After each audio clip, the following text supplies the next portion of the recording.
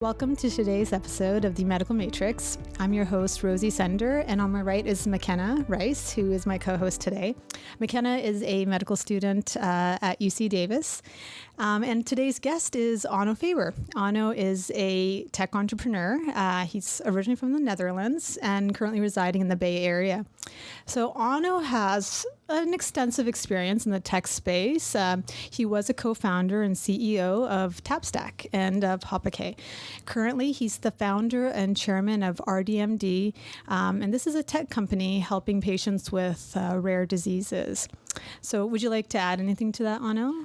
I don't think I will ever stop creating companies and projects and solutions. We're just on the tip of the iceberg here. Already started another thing. Oh, you have already? Yeah. Okay. Wow. Are you going to let us know today? Yeah, I can let you know. An exclusive today? It's exclusive. Yeah. Okay. So why don't we start by you giving us your backstory and what led you to form RDMD? Mm-hmm. Yeah. So, as you said, I've been an entrepreneur my entire life. I started my first company in high school, and this was in internet and technology and software.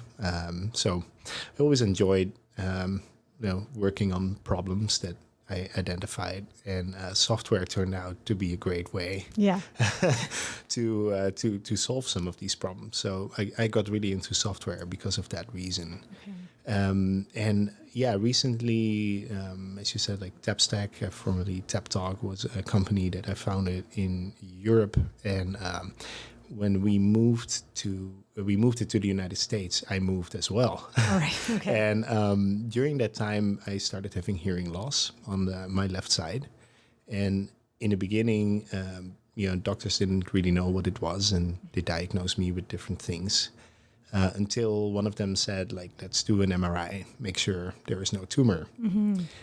And it turned out there was a tumor. And that was a bummer and a bit of a shock because, you're 33, you don't expect a brain tumor. That's the last thing that would ever cross your mind, right? So, okay, so you got the diagnosis, and here you are. You're new to the country, building a company. Mm-hmm. Like, what was going through your mind when you got that diagnosis? It was a really crazy time. On one hand, I was super excited to be here and to move here, and we were raising new funding for the company, right, which was trying to solve the problem of disconnection. It was in mobile communication, so not in medical.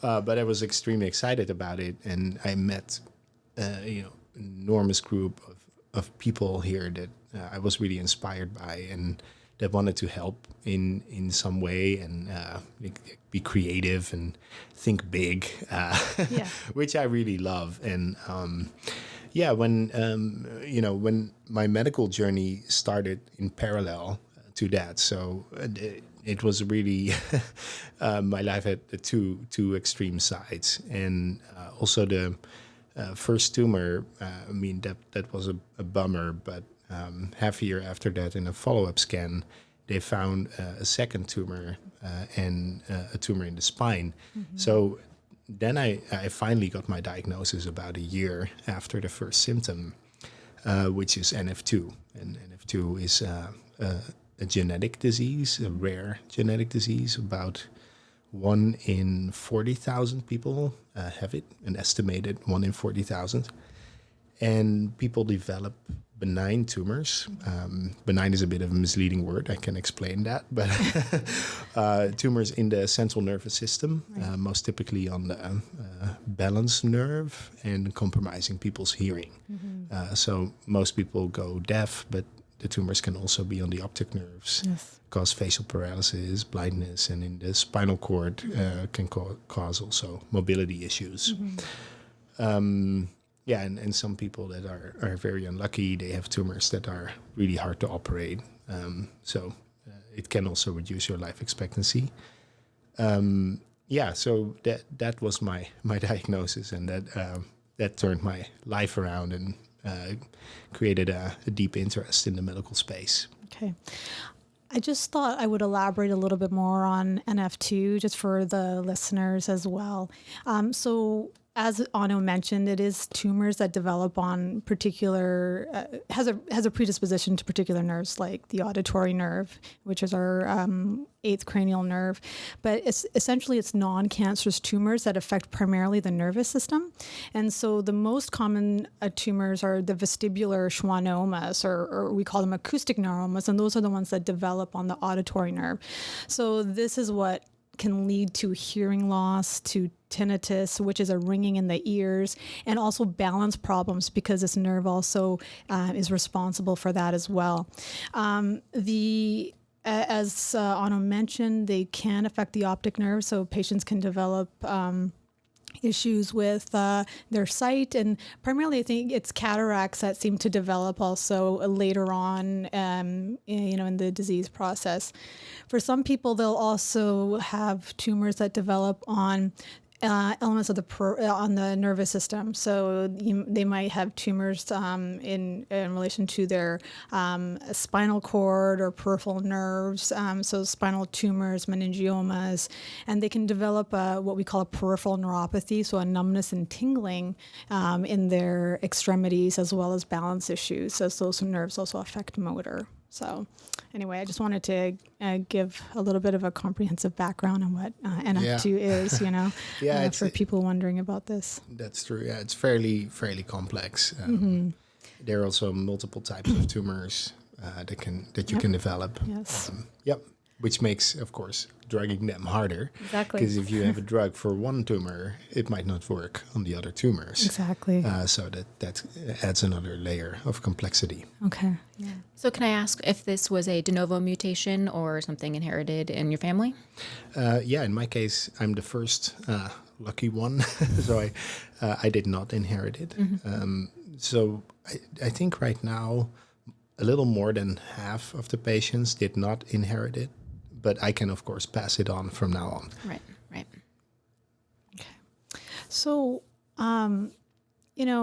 technology right now is exponentially growing, right? And it's allowing us to reimagine how we think of healthcare and how we administer it, how we deliver it, right? And, when I read some of the articles on you, you would see terms like medical disruptor. And I think that's why your story is quite fascinating. So getting back to after your diagnosis, you ended up doing this hackathon. And I think it would be, the listeners would find this very fascinating because I thought this is such an innovative way of thinking, how can I help solve this problem? So why don't you go into that a bit? Yeah, go into that a little bit. I thought that was fantastic. Yeah, so I think the labels are applied by other people, right? Yes, of course. But for me, I'm just I'm just like trying to see what I can do, and I think pretty early on I had a big desire to learn more about the problem. And I was just very curious, and that's what drives me still to do what I do today. So I'm always trying to think understand the problem really well, and then from there see how can we change this in order to make the system more efficient or increase the chances that we have a proper therapy down the line. And I started with a brain surgery. Well, yes, we can go back to that first, right? That's true. Okay. So I had my tumor on the left side was growing, and I was already deaf on the left side at some point.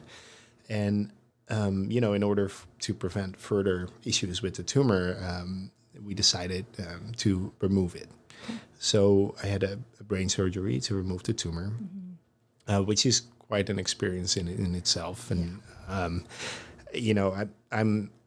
I also should say that I'm on the lucky end of the spectrum. I only had a few tumors, and I've only had one surgery so far.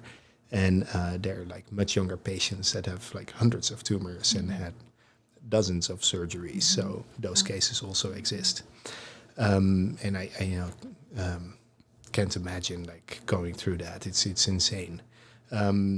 So that, that being said, I had the tissue was out. The tumor tissue was out of my head. So what do you do with that? Yeah. So instead of it being disposed, you're like, can I take that home with me? Exactly. I've got some plans for this right now. Excuse me.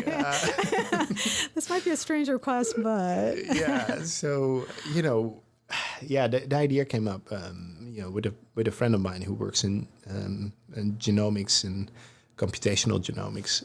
We thought it'd be great to have sequencing data and look at the data and try to see if we could find a potential off-label therapy based on that data. And I really liked the idea, and I started learning more about what it takes to sequence tissue, human tissue, and what it means, and how to read the genetic code from that tissue, and how to find problems or indications of what drug might work, what drugs might work. So we did that, and a drug came out that we thought would work, and at some point started taking that. A clinic that believed in it, and it worked in the beginning, but as you'd say, that it recently stopped working. Okay. So it's resistant to it's it resistant. now. Okay. Yeah. But it gave me a little bit of time. Right. And of course, I also saw it as a contribution to science in a way, like being the subject. Right. But after doing that and looking at the data, the idea emerged to open up the data and to other people that might know other ways on how to look at this stuff. And the data was really good. Like there was only one sample, right, which was me. Yeah, we have our N of 1, but very good. N of 1, but let's say like a very high resolution. Yes. In a type of sequencing.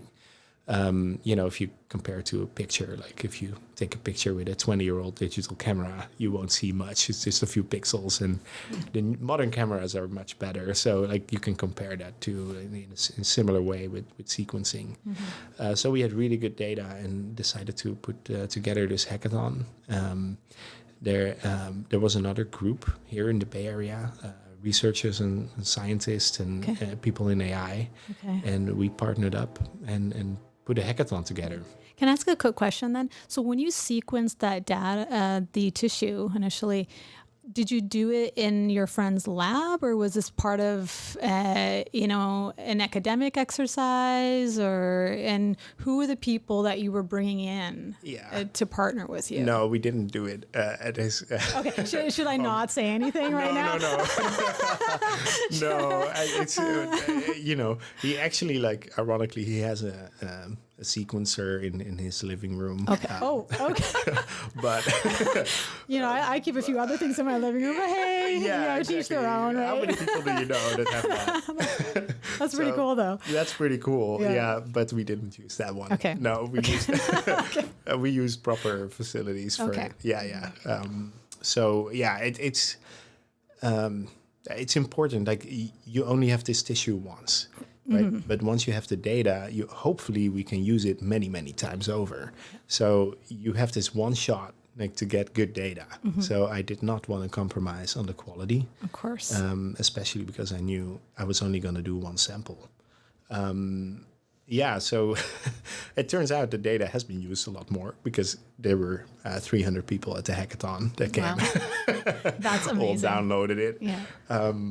And it was a super inspiring event. And I think for us, the goal was really to create a culture of, focusing on the problem and the people that have the problem. It's often you forget it, like, especially if you're in science working on data, right. It's pretty abstract. It's just data. You don't see the people that are behind it, right? And so they have you're organizing this. This is my data. I'm a real person. Yep. And I was representing really, the entire community for NF2, but also in a broader sense, the rare disease community. And it's really important to be there with the right type of mindset. I think, I had a really exploratory mindset. I wasn't expecting people to come up with my cure or anything like that. Yes. So it was pretty, I think there was a really good balance in terms of people being serious with it and really, not making jokes, but at the same time, people having a lot of fun there as well and discovering and exploring. And there was a really good energy, which was pretty amazing to see. And I remember this moment where a friend of mine was there too, and we looked at each other like, "Oh my God, what is going on here? Like this is crazy." You have all these inquisitive minds, all with the same goal, and it sounds like they were very invested in it too, and just excited about trying to find something from this, trying to figure out, hey, how can we use this data and help him, right? Well, and not only me. I don't think it. Yeah, it was actually interesting. It wasn't necessarily about me. Yeah. No, I understand you saying that. Like that makes sense that you would say that, but in a way, and I'm sure they, of course, they're thinking in the broader context of everything. But so they have a project, but they have a real person standing in front of them, and so you get a different. There's a different emotional impact of that project on you because you're actually seeing that person, right? So you're representing a lot of people, but there's a different emotional impact than, say, you're in a lab working with a bunch of other people on another disease pattern. You're still excited about it, you're still invested in it, but it doesn't. I don't know if it would have the same emotional impact as having No, absolutely. And I've been at this point, I've been on the other side as well. I've been participating in a lot of hackathons and hacking, and seeing people, that have a problem, and it is indeed pretty emotional, and it's good. We should really do that, and I think it's something I think in general in the whole medical industry, like the clinicians, of course, see patients every day. But a lot of people, I think, in that space maybe don't. And you tend, I think, to make decisions differently if you have a case in your family or you have experienced something yourself, or if you directly see people that have it. We are human. We are emotional beings. Exactly, and we're connected, right? And and we like that connection, and I think you're right. It's our experiences and our perspectives will drive us in our actions, and I think when you have, I don't know, for us in the medical field, you have a relationship with your patients, right? I'm going to perform the same surgery every time, right? But when you're actually talking to that person and you're examining that person, you're part of their life in a way. There's a certain emotional impact that has on you, whether you're conscious of it or not, right? And that you bring that into everything you do in your everyday treating of patients. So so I think in a way it's not to say that when you're in the research division and not in front of patients that you're not having that same emotional impact, but it's going to be different. It's going to be different, right? When you're relating to people one-on-one every day. It's more real. It's more tangible. You get a little bit more emotionally invested in it, I think. Yeah. Yeah. So who are the people that showed up to this hackathon? It was actually a good mix. Like the hackathon we did for me, it probably was half engineers, software engineers or bioinformatics people, and the other half scientists. And this is actually what I think was really one of the most exciting parts about this, because those people might not, on a day-to-day basis, have the chance to sit together and spend so much time being creative about something. And there's a lot of low-hanging fruits if you apply what software engineers, people from AI, what they know and what they use every day to whatever, figure out if the photo is a cat or a dog. And the scientists that are trying to like solve a disease. And these two groups, they might not, there are more different groups, but let's, for the sake of argument, say that there are these two. They might not even know what each other's group is like working on or capable of or struggling with. They come from because each of our fields has a particular type of culture too, right? So, and allowing these different groups to interact, I think there's so much more creativity that you can tap into, and a different way that everybody's going to come at in terms of trying to solve this problem. So I think that's such an amazing thing to bring people together so that we can relate to one another, talk to one another, teach each other our languages, because we all speak a different language, and we may have the same objectives and agendas and everything, but especially if we're looking at a particular problem. But we have different ways of understanding it. We have different ways of trying to achieve that goal in a different language that we bring into it. And sometimes there's a disconnect because we're not working together and talking to one another. So I think this is such an amazing idea to bring these groups of people, because that software engineer is going to teach the scientist something, and the scientist is going to teach the software engineer, and then who knows what both of them together are going to come up with, right? Yeah. Completely uncharted territory. It reminds me of a project I did at the end of my graduation. I studied architecture. Didn't mention that before, but building stuff. Just another thing. And at that point that I was doing a master's track, they organized the study into very specific tracks. Like one is called like architectural design, and it was like not supposed to be very technical, just more about like what the shape of things are going to be. Then there was a technical track. Those are the people that try to make it work and make sure that the building doesn't collapse or that the inner climate is good. There was a management track, building management. There was an urbanism track, which looks more at the high level city planning things. And I never liked it, and I never understood that type of organization. But for me, the gray areas between all these tracks, that's where all the stuff was happening, I ended up like out of that frustration, starting a new graduation lab where people could pick any kind of gray area they wanted and be in the same room, all with their own gray area. So even stimulating each other there. It's called Explore Lab, and still exists today. So there was a real need for it too. But we tend to, when we organize things too much in these verticals, you miss out on like the vast majority of gray area in between all those things. And I think it's probably the same in science and in medicine, where, you might be a clinician. But I just, and some people are scientists, but you see that in rare disease a little bit more, where there are these multidisciplinary clinics, because that's the only way you can really do research. You have to see patients, learn from them. The clinical trials are also run from the clinic, and the lab is also connected. So there is in rare disease like a bit more natural reason for these things to be super multidisciplinary.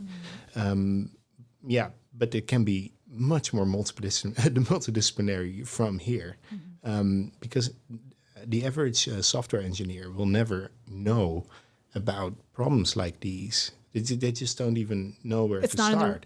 And these hackathons provide a way for them to get acquainted to these types of problems and get interested in the space. And there's a lot to do. Yeah, exactly. There's a big need, right? So if we can get people interested in this arena, then hopefully there's going to be just a lot more stimulus and a lot more just genuine interest in trying to help us solve some of the big areas in healthcare, and more knowledge about rare diseases, or even some of the diseases that we have that quote unquote are are common, right? There's still a lot to learn in each segment, right? And if we start bringing in different ways of thinking, perhaps we're going to learn more and more.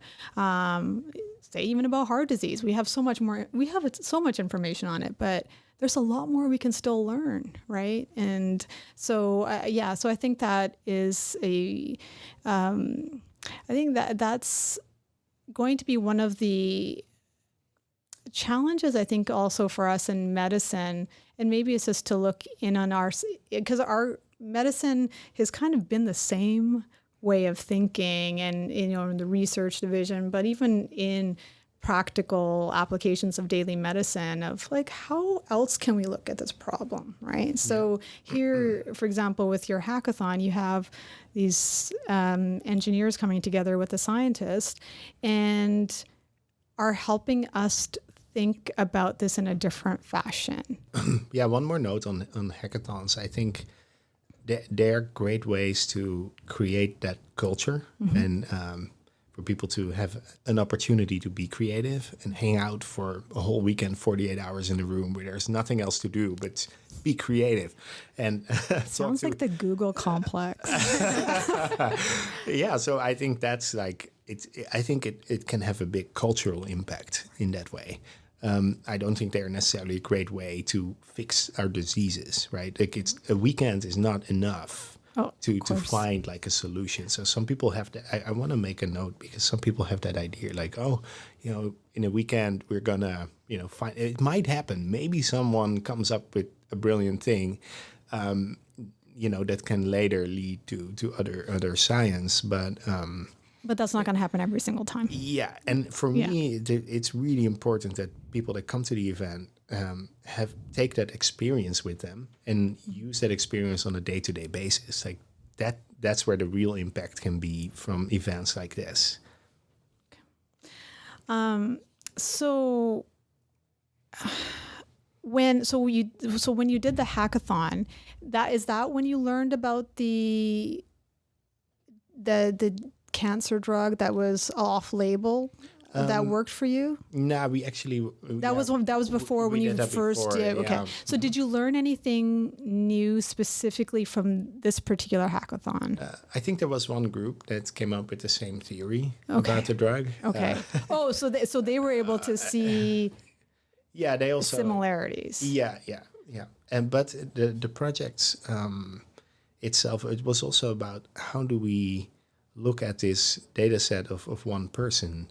And unfortunately, I wanted to have much more data, by the way. Yeah. Not only mine, but it was impossible to get. And we can get into that too. But I think the projects are more about like how do we look into a single data set. So some people did, for example, clustering.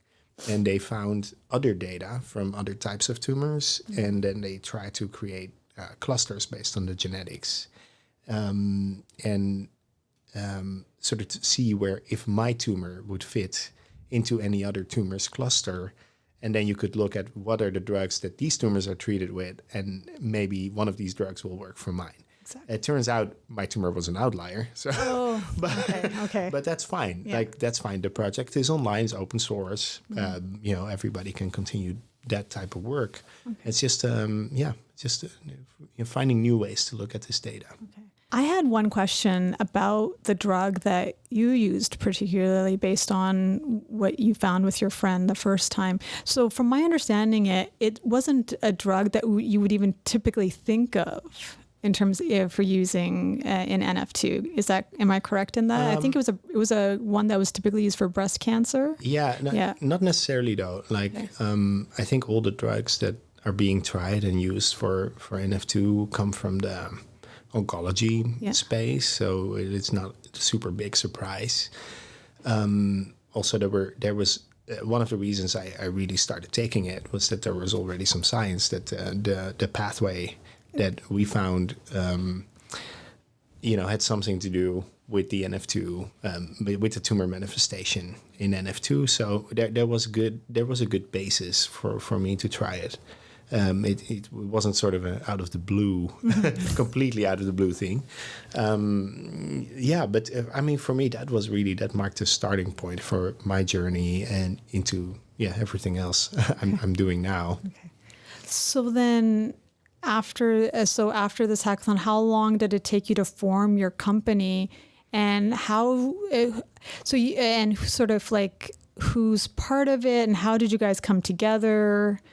Yeah, initially, I was a bit frustrated. I couldn't get more data for the hackathon, right? Mm-hmm. And then I also realized, well, because I had my data on a hard drive, like I was in charge of it. I can choose to share it with whomever I want. Mm-hmm. So if there is a scientist that works on NF2 and wants my data, they just email me and like, yeah, that sounds good. Like, here it is. And that was incredibly empowering feeling.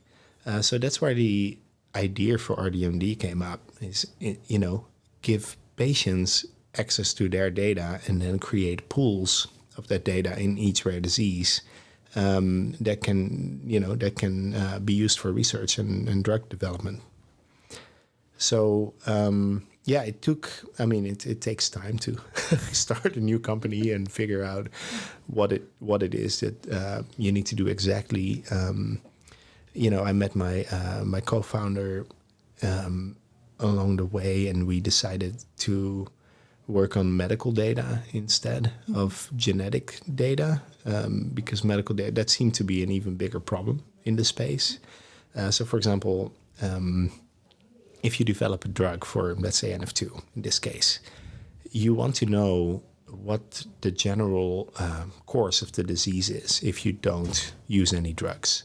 And the reason people want to know that, because you might use it as a comparator arm for how a group responds to a drug, right? So if you know generally the tumors grow by a certain rate, X% per 6 months, for example, and you see that a group that you drug have stable tumors, then you can say like, oh, we think this does something, this works, right?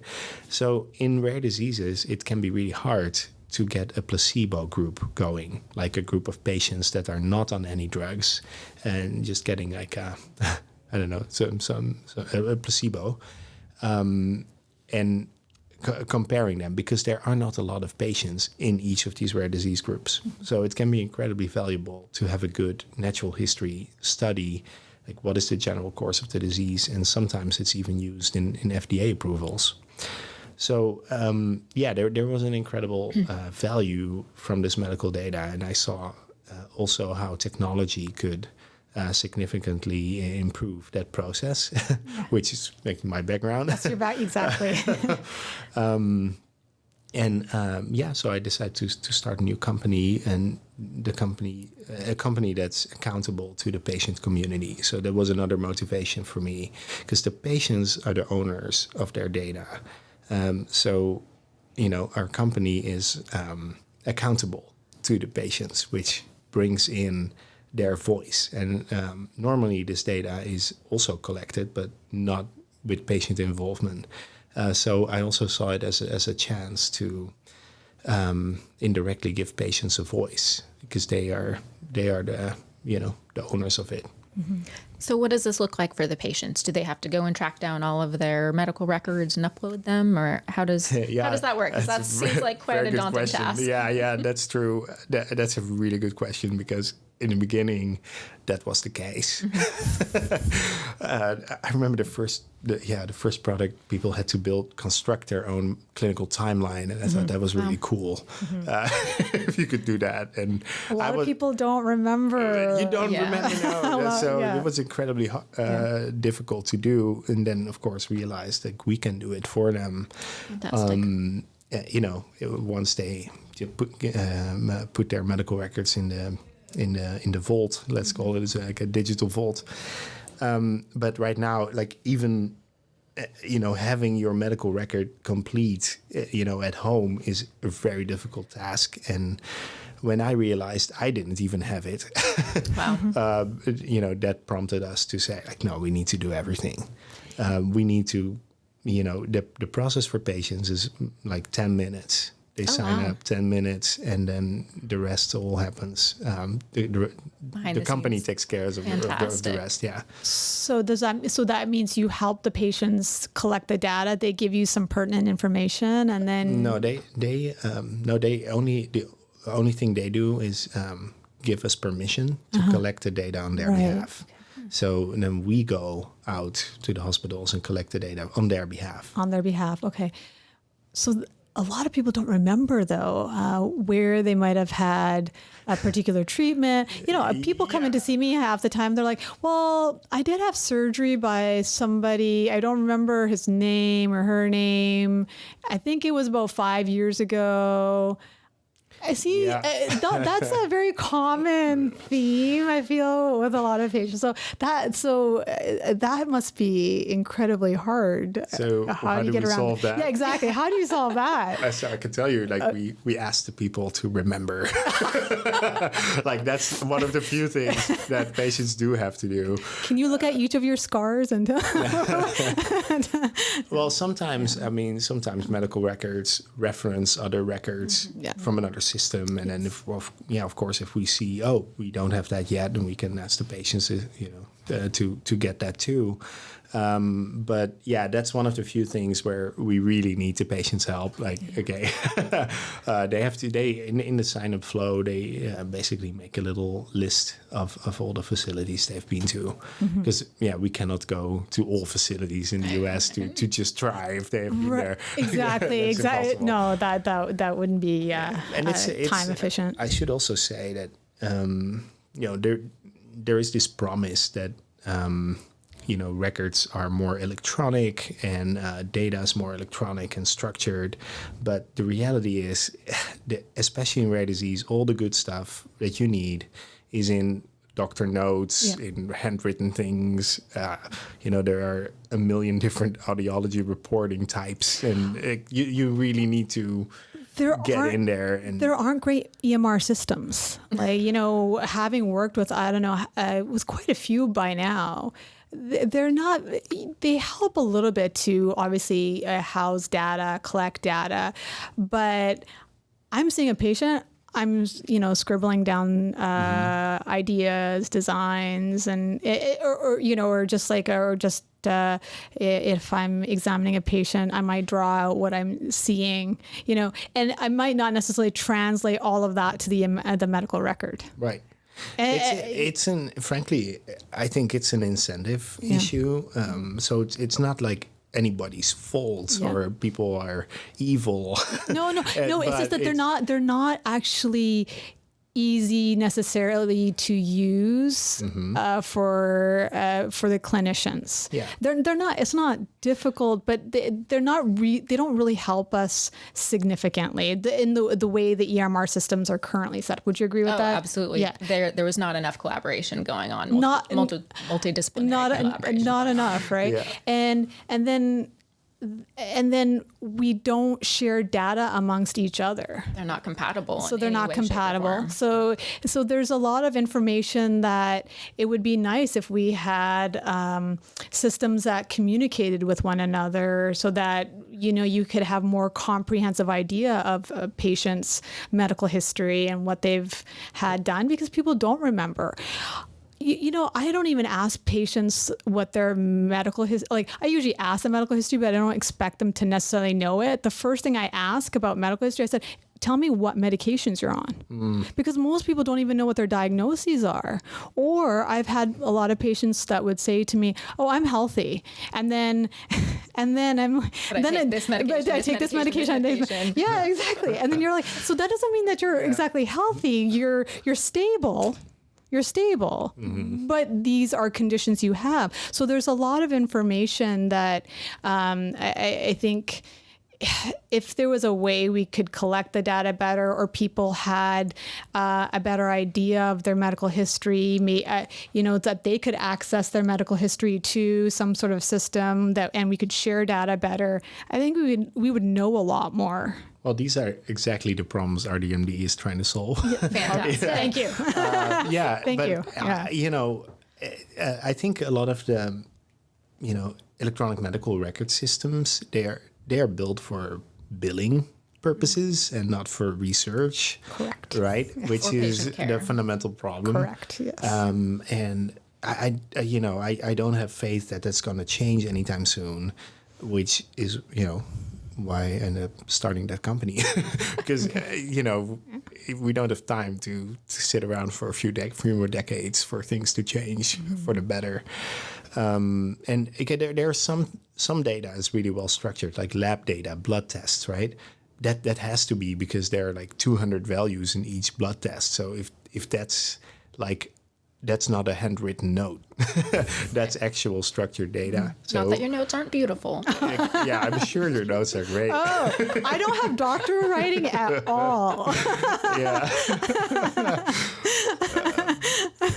Yeah, but and then like to wait for everyone to be aligned and like I did feel like the patients have a role here, because they can release their records, and if we can create a place that they can trust, and we can get the important research data out of the medical records and then share it in a de-identified way with different research group. You need a centralized place. You don't want to do this over and over and over again. So much work. Like in rare diseases, there are absolutely no significant resources to do it. So, sometimes, even though this data is really important, sometimes therapeutic companies have to accept that it's not there, which compromises like the chances for the clinical trial to succeed. Like it's one of the million problems that I encountered, but it was one I felt worth solving, and that's what I started to do. So how many diseases are currently being studied at RDMD? I think maybe about 10. 10? There are a bunch on the website. Yeah. It's increasing. Yeah, it's growing. Yeah. And how are you getting the word out? A lot. We really rely on actually patients themselves to share it amongst each other. That's one big way to do it. Yeah. We generally try to find the first patients, learn from them, because all these diseases are a bit different. So it's nice for us to know what the specifics are for that condition. So the first patients, they tell us, we have conversations, and then we start from there and then build it up. So, and I would imagine that patients with rare diseases, there's probably a lot of people who are in some support groups, whether it's online or, in real life, or so that's a good way for them to probably spread the word, I would imagine, right? Mm-hmm. Yeah, okay. I think there need to be better ways, and I'm working on one now. Is there another project here? But people are organized in various different platforms. Like the foundations, patient advocacy groups, of course, is a big one. Facebook groups, where if you have a rare disease, you can probably go on Facebook and find a group that even if there are just 10 or 20 people in it, and those groups can be useful for all kinds of emotional support or tips from other patients. It's not everybody feels open though to talk in those groups, because it's unfortunately a little more public than you might expect and feel. So some people don't feel safe talking in a Facebook group, but it is a big place for these kinds of conditions. But I still think there need to be better ways to reach these communities. So what are you working on to reach these communities? It's a pretty early stage idea. So I started a new company called Rare Matter, and it's kind of a creative idea factory to come up with solutions in the rare disease space. And one of the projects is an app called Rare Pulse, and it aggregates news and information in a particular rare disease vertical. So, for example, if I have NF2, I can download the app and say, okay, I'm interested in NF2. It's also for professionals. It's for parents of patients or patients directly, people that are interested in that disease. And then they can see a news feed with updates from news from patient communities, PubMed, clinical trials, Gov, or other science publications, YouTube videos about their disease. And I'm testing a few new features to get other information out, like about what patients are interested in, what do they want to know from their peers, for example, and capturing that as well. And because it's a mobile app, it's very friendly. So you don't have to do a lot, right? You don't have to fill in 100 questions to be part of it. You just install the app and you join your club, and then you follow the news, which also I think respects people's privacy. It's not there are no public profiles on it. It's more for you. So if you want to be private, you can still be on it. Right. Okay. So one of the questions that I did want to ask you was also with respect to your current company with RDMD. Do you have involvement with pharmaceutical companies or insurance companies? How do you work with them, or are you working with them? And what about academic institutions? Mm-hmm. Yeah, the mission for RDMD is to accelerate treatments in rare disease. So we do work with pharma companies because they're the ones making those treatments. And that's a really important piece of it, actually.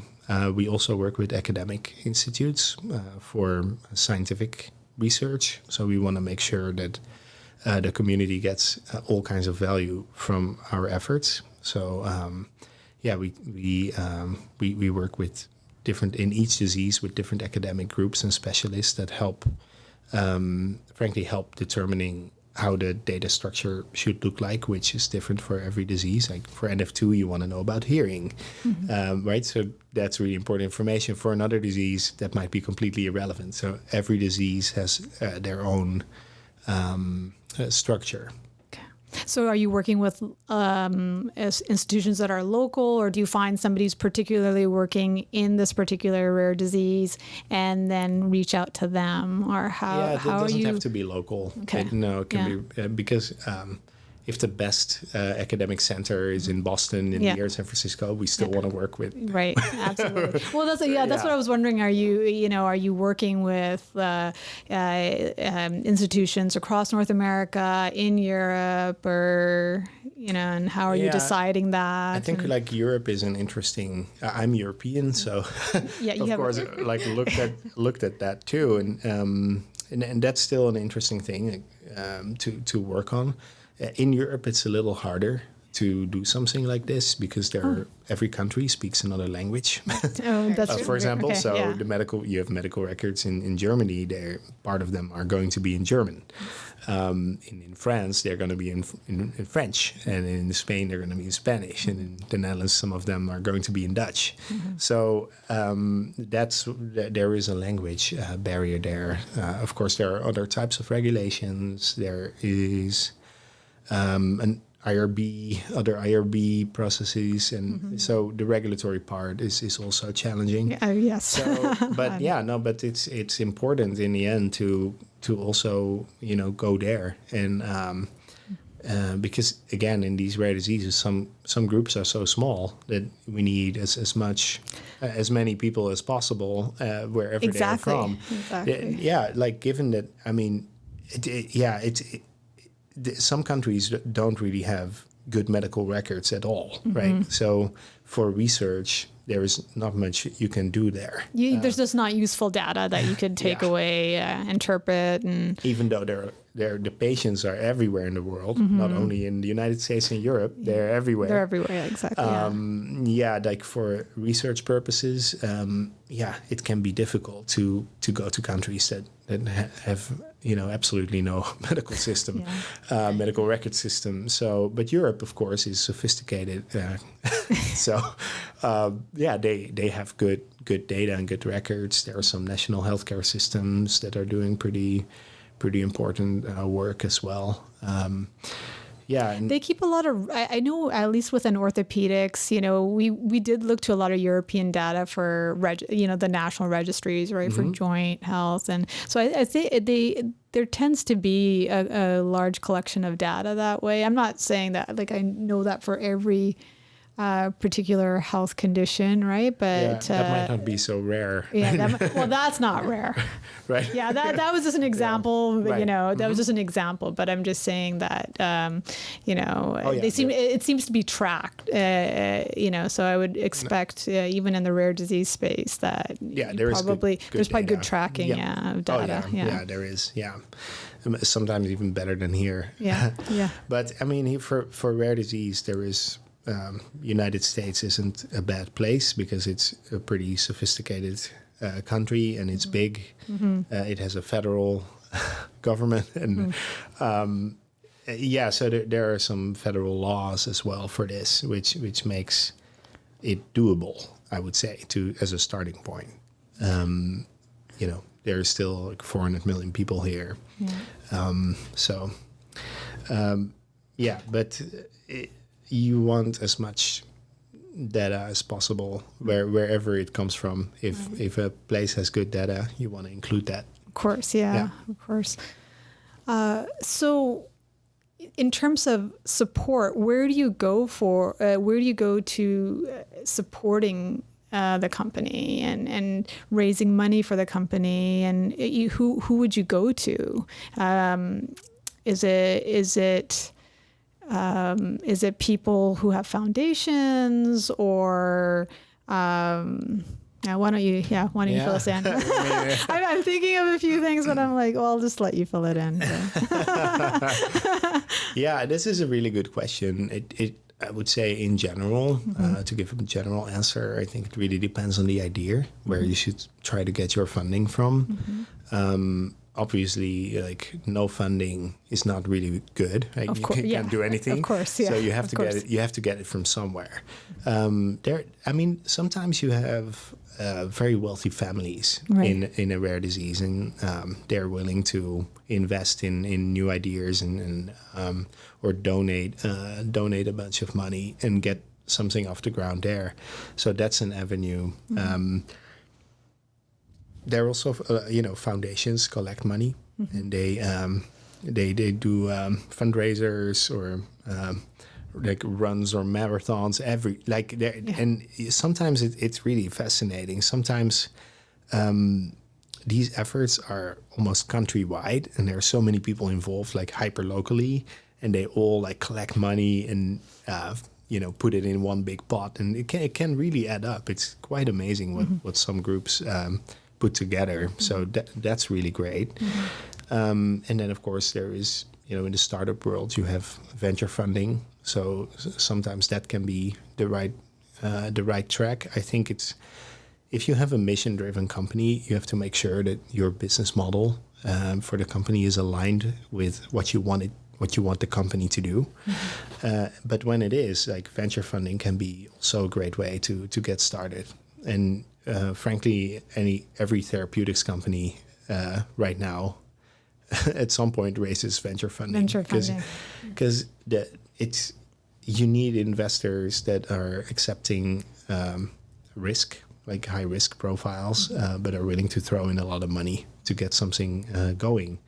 And these things, they do take a lot of resources, and this is why I felt for RDMD it was so important that it wasn't only going to be an NF2 thing. Like, it has to go after the whole rare disease space, and there are 7,000 rare diseases. We didn't talk about that, but 7,000 rare diseases. Yes. There are like 300 or 400 million people worldwide with a rare disease, and which is still a lot of people with a rare disease. Rare diseases are very common, and this is a very big misconception. Even I, in the beginning, I felt quite isolated. Like, oh, nobody has this, but then, nobody has this specific thing. But there are so many people that have something else.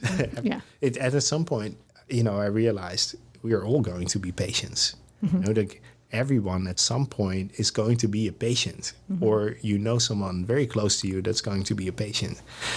And that's why that's my role as an advocate, for patient advocate, like to remind everyone that this is not a problem that just like reserved for people that have a medical problem now. Like when you have a medical problem 10 years from now, you would wish that there was a therapy available. So, you know, it's a problem that concerns everyone. And you don't want to wait until until it hits you or someone else. You want to be involved right now. And, you know, we should, I think, collectively choose for, you know, a path that makes it more likely that we will have therapies available for everyone. Well, yeah, I absolutely agree with that. But I think that's why because everybody's going to be affected at some point in some way. I think that's why there's so much interest in the healthcare space as it is, right? Whether you're coming from administering healthcare, from studying diseases, or investing in it. I think everybody, again, is affected. So it's just a space that will continue to grow. And I think, you know, the exciting thing now is that with technology, the way it's just growing. And, you know, I know in the medical space we're probably not keeping up with half the things that are going on out there right now, but it's an exciting time though for learning new things in medicine and probably delivering healthcare and reimagining how we deliver healthcare. So it's a pretty exciting time. And then, you know, people like you coming in and hey, why don't we think about it this way, or why don't we try? You know, I know, but I think it's great. It's like innovative thinking, and that's what we need. We need to think outside the box, because at least in medicine, we tend to not think outside the box enough, I think. You know, it's like we're comfortable in the space because, again, as clinicians anyway, our job is to make sure we take care of the patient, right? So we want to make sure we do it in a way that we know has been tested, has been proven to help, because, you know, one of the basic tenets are to do no harm, right? So that's how we go into caring for people, and that's how we deliver healthcare. But that also sometimes like limits us in expanding our way of thinking how we can deliver the healthcare, because there are probably a lot of better ways, right? So this is an incredibly interesting topic that you just throw out there. I think just at the end. That's an incredibly interesting point you just made. I think like patients, from a clinician point of view, of course, you want to give someone something that's been proven and that works and that you know is work and is safe and everything. But in the rare disease space, sometimes, you know, as a patient, you have different incentives. You don't want to necessarily just go the safe route. You're willing to take some risk, because there is also a risk in not doing anything, exactly. Right? And if you have a drug that can potentially work, that's risky to take, let's say, you might just say like, okay, I really understand the risks and I'm doing it anyway. And this is, I think, where, you know, our system sometimes says, no, we want it to be 100% safe and secure. And like, we need to test it all the way through. Whereas a patient, you might be like, I don't have time to wait around. Just give it to me and I'm going to try it. I understand the risks. And I think that's an incredibly interesting thing to think about. Well, underneath some of that, you know, obviously, like, as I said before, it comes down to we want to do what's best for the patient, what's proven, but underneath it all, there's liability issues too, right? Exactly. And so that plays a part in it, whether you want to admit it or not, sometimes, right? Absolutely. Yeah. This is, I think, that the hard thing about this space is you can't solve these things from your individual position. Like, it requires huge amounts of collaboration, and it requires a holistic view. This is the one field where I think we really have to all together say like, oh, we need to change this. We need to do something, and work together, and not play a single hero. Okay.